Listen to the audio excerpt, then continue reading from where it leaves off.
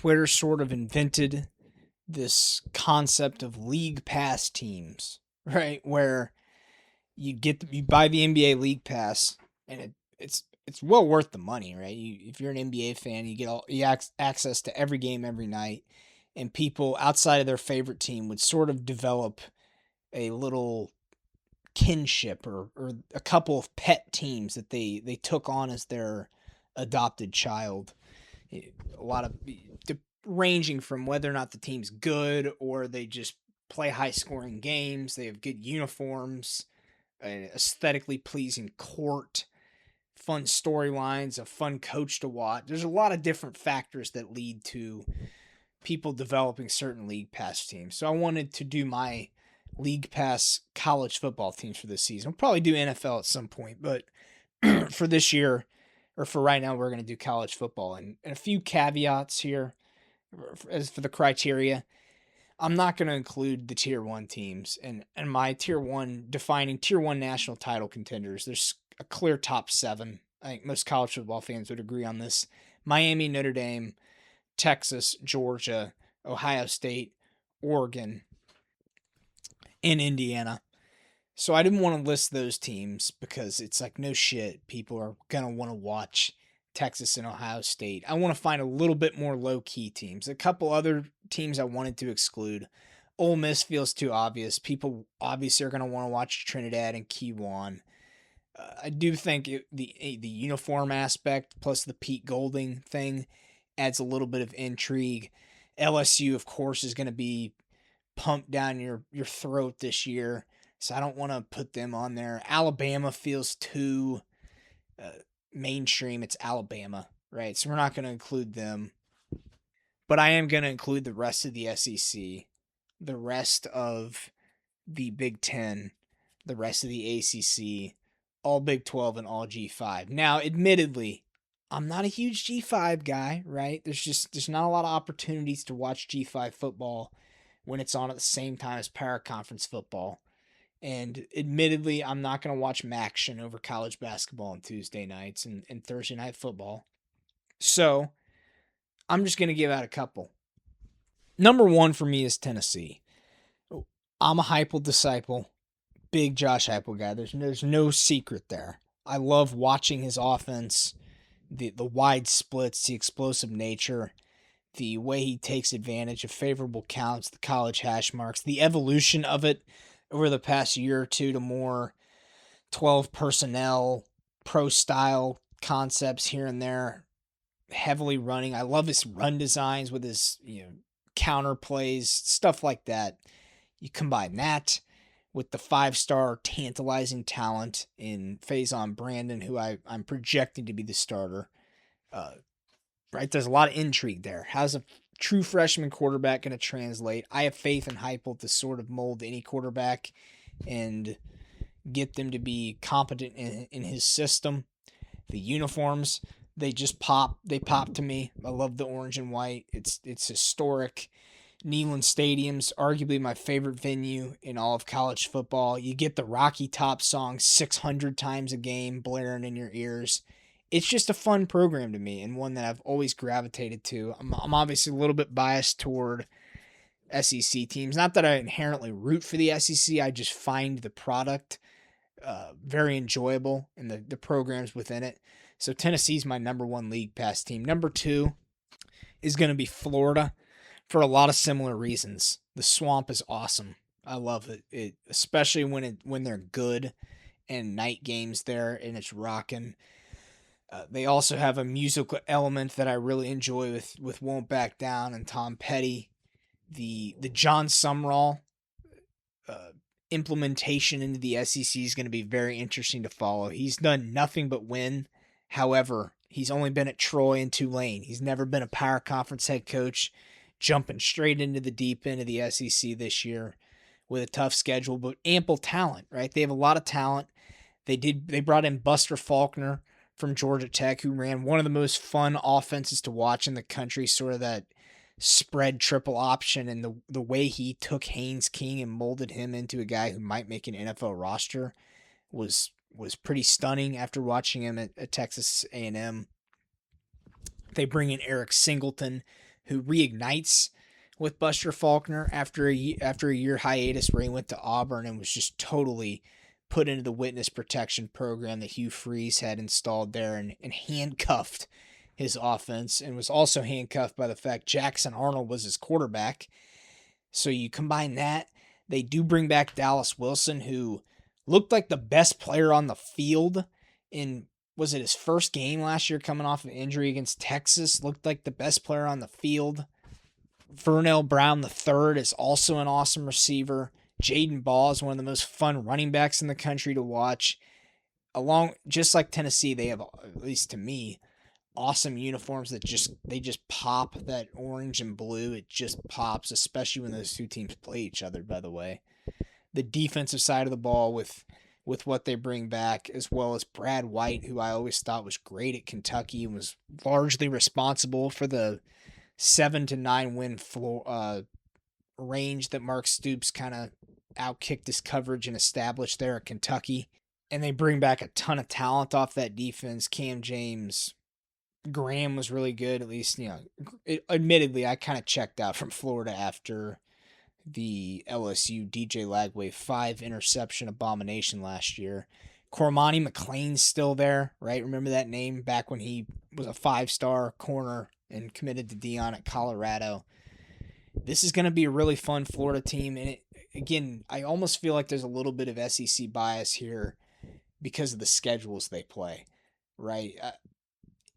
I'm just not going to be as interested to watch and have I know I'm trying to struggle to think of an example because I'm excluding Ohio State, Oregon, and Indiana. So let's say Penn State, for example. I'm very interested to see what Penn State is, and Rocco Becht and Matt Campbell, and what that operation being transplanted into the Big Ten and State College looks like. But look at the schedule. That's just not all that interesting to me, especially 3 straight games out of the gate that are just tomato cans, right? So it's not going to be as fun to watch that. So there's a little bit of bias there. But I will put USC on here. Lincoln Riley, sort of on the hot seat, I guess. There's certainly a lot of job pressure and urgency after the last 3 seasons being pretty disappointing there. They returned Jaden Mayava, who's a extremely fun player to watch in a Lincoln Riley offense. There's no doubt, even when Lincoln Riley teams aren't good, they're worthy League Pass teams. Kind of like a traditional NBA League Pass team, the team that jacks up a bunch of threes, plays 1,000 possessions, fast-paced, not great defense. So even when they're not that good, they're still a fun team to watch.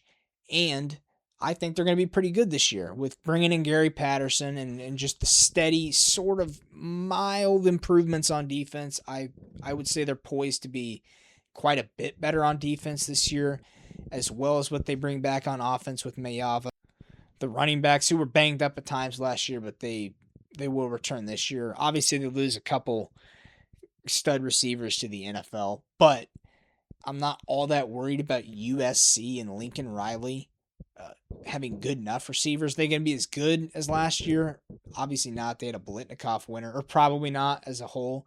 But if USC disappoints, I doubt that it's because of the receiving core, right? It's going to be almost certainly because the defense, once again, wasn't good enough. The uniforms, right? That's a common theme.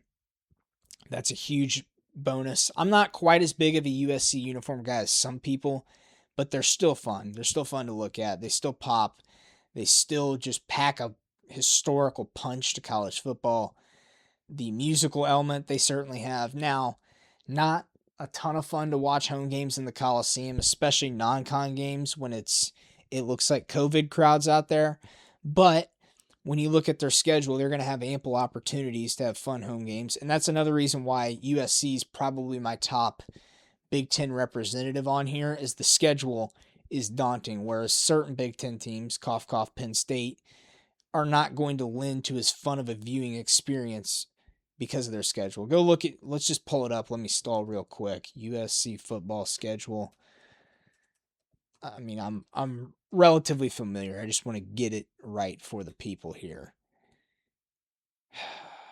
you know, admittedly, we can kind of sit out the first three weeks, and then at Rutgers, that'll be.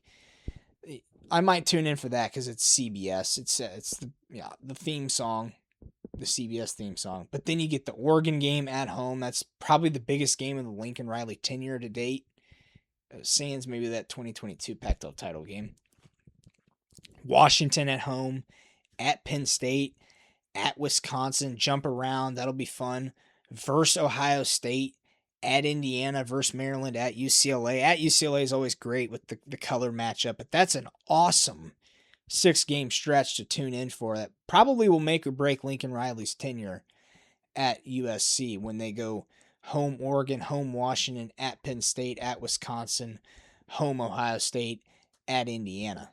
And there really doesn't feel like much of a median with USC this year. It's either going to be great and they're going to go 9-3, 10-2, be a playoff team, or there's going to be some serious combustibility and we're going to have hot seat watch, in which case that'll be entertaining too, watching the USC job open up. Next on the list is going to be the Missouri Tigers.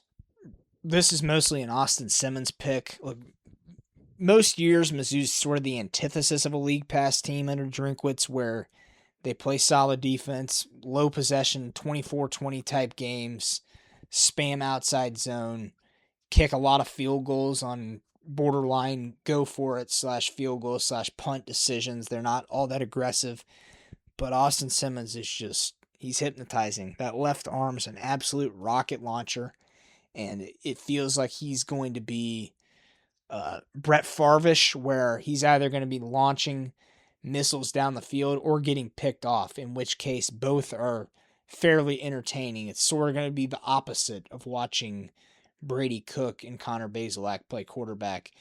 Defensively, they're going to be fun. Even if it's not great, they're going to have some players who I think are pretty fun to watch, with Robert Woodyard, Santana Banner, Darius Smith off the edge with the Guardian cap, putting on a bunch of weight this offseason, should be fun. Mizzou's uniforms, while I'm not as big of a fan of them as they used to be, I thought that back from 2012 to 18, they had top 2 to 3 uniforms in the country. It's still fun to watch. Faurot Field's the way the sunlight hits the stadium in the morning games and then the early season night games is an aesthetic that sticks out to me as one of the better ones in college football. So they're the league pass team, as well as the schedule they have, right? That game at Kansas, that's a huge rivalry game on a Friday night. That'll be fun. The Florida game at home, the A&M game. You go to Georgia, you host Texas A&M, host Oklahoma. It's a fun schedule. Oklahoma State. This one's they are a vintage. They project to be a vintage Big 12 team who that is the closest comparison you can make to an NBA League Pass team. 14 Big 12, right? It was all offense, no defense, all throwing, no running, at least for relatively speaking. That's kind of what I would project Oklahoma State to be this year, transplanting the number one offense in the country, opponent adjusted. Now, I think we can all admit it probably wasn't the best offense in the country from North Texas, but that's what North Texas was. They were so good against their competition that despite them playing in the AAC, they rose to the number one offense in SP+. Now, they bring over Drew Mestamaker, who's arguably one of the best 3 or 4 NFL draft prospects at quarterback in the country, and has a nuke of an arm and hasn't played a lot of football. So there's room for a leap, and he's not making some huge jump. I don't think the AAC, the Big 12, is just some insurmountable jump that some quarterbacks take from year to year. They bring in the running back Caleb Hawkins along with Eric Morris and Mestamaker. So it's going to be a fun offensive team. I'm not sure how good the defense will be. They obviously went 1-11 last year, 4-8 the year before, 3-9 the year before that. Haven't won a conference game since 2023 when they played for the Big 12 championship, sort of as a byproduct of their schedule. But nevertheless, they played for the Big 12 title game. So it's going to be a fun offense, probably bad defense team in a league that I've always deemed the coin flip league. It's kind of similar to the NFL where there's not a lot of difference top to bottom between rosters. So they're going to play a ton of close games, sling it around the yard. The uniforms are awesome. They're nostalgic too, thinking back to those Mason Rudolph days with all the stud receivers they had. Boone Pickens Stadium's a fun stadium, a good camera angle, the paddles banging on the sideline, the black and orange.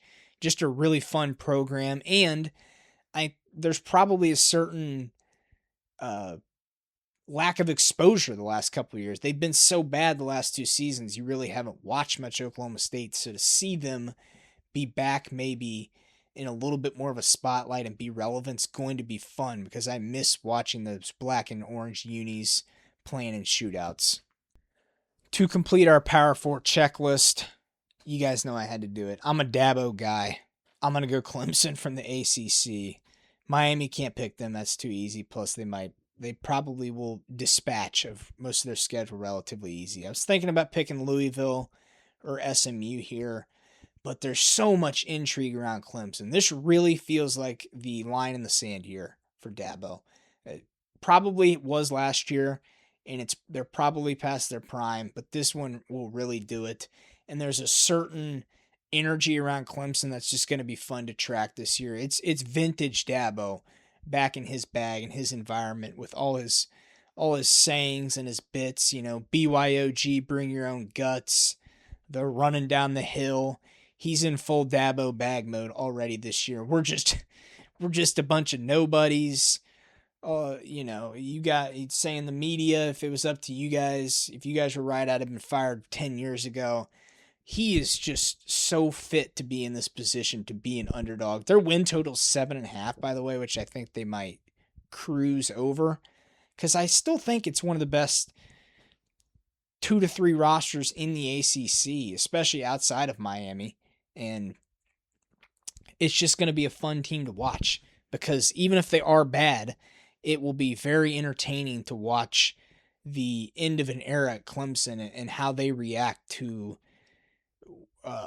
a bad season followed by the drastical underperformance last year. And if they chase Dabo off and if they're good, it's going to be so much fun listening to him post-game interview. A lot of this has to do with off the field stuff, right?